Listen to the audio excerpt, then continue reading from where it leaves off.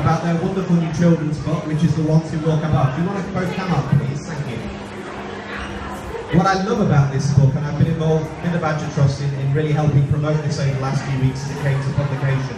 It's a wonderful children's book, but it has quite a very strong moral story to it as well. It really talks about how humans treat wildlife, the threats that hares, the threats that badgers, moles and foxes face every day in our countryside, through beautiful illustrations and poetry. It's a real child story, but with a deeper meaning. And I think in the great tradition of what we've seen with children's books in the past, like Watership Down, for example, I think it's challenging, it's beautifully illustrated, and I think a wonderful opportunity to inspire children to really value nature and wildlife more. So well done, congratulations on getting it published. Are you very pleased with the way it looks? I'm absolutely delighted. Yeah, absolutely delighted. I think in particular Stu Jones, the illustrator, has done a fantastic job on it, and I could not possibly be more pleased. Stu? Yeah, it's my first book. First time I've done this, so yeah, pretty pleased about it now. We really wanted to try and engage with children especially, so it's really nice. It looked great, as well as the way it's fantastic as well, and hopefully we'll achieve it.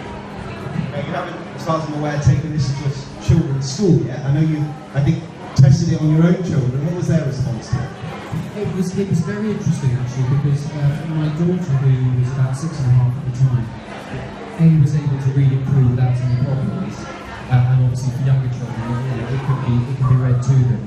The aim is going to be to get it out there to the schools to get to generate interest and encourage children to become the future guardians of our wildlife.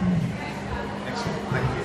And Stu, you've obviously been an illustrator, you've worked with some very well-known people over the years, but is this the first children's book of this kind that you've done before? Is this the first for you? Yeah, it's the very first one. So it was a new process for me.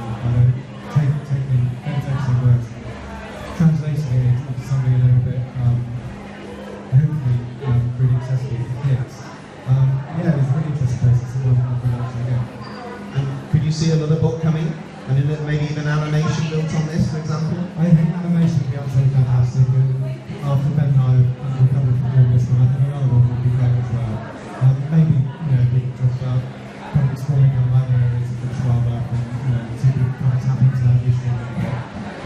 Some of the beautiful projects that are going on. There's a rich history there, and I think it's good to follow it up, and it's great to be able to add to it. Ben, what really got you interested? You live in the country, you're concerned about wildlife crime, persecution of animals, is that right? Yes, I grew up in the countryside, strangely enough, in a family that didn't care very much for wildlife, and from a sort of generational perspective, perhaps even the opposite. But I was lucky enough to grow up in the countryside, had a fairly idyllic childhood in that respect, and have become increasingly concerned about what's going on in the countryside right now, and also the fact that kids don't really engage with wildlife very much anymore. And do you hope that this type of book will maybe get a new generation of children, promote them to think? Would you like to see this debated in schools?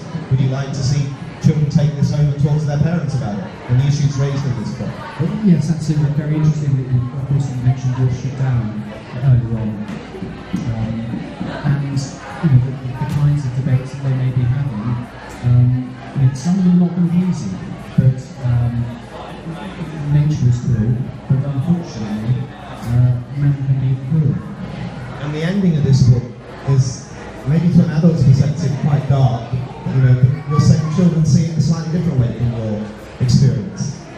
Yes, I think the younger children, as a young kid, the badger goes on his adventures throughout the book in search of, firstly to find out who are the ones who walk above, and also to search for the promised land. The ending was deliberately written very ambiguously, and so far the adults that have read it think that it ends fairly darkly, whereas the children who have read it think it has a happy ending. So I think we've done a good job in producing that effect.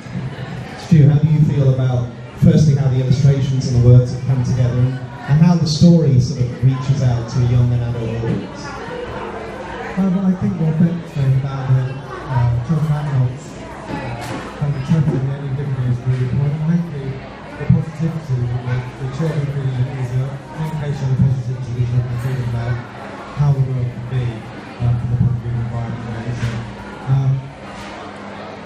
as a whole, the book, I really wanted it, and I'm sure Ben did as well, to be kind of wider than British wildlife. It should be something that's references kind of the environment as a whole and our relationship to it. And I hope that comes across. Well, I wish you every success with it. I think it's a wonderful step forward in reaching out to a younger audience. Beautifully illustrated, beautiful poetry. You've both done a fantastic job. I just hope lots of people read it, and we will do everything we can to promote it. And thank you very much for coming in at the start of National Badger Week and sharing it with us. Thank you. Thank you.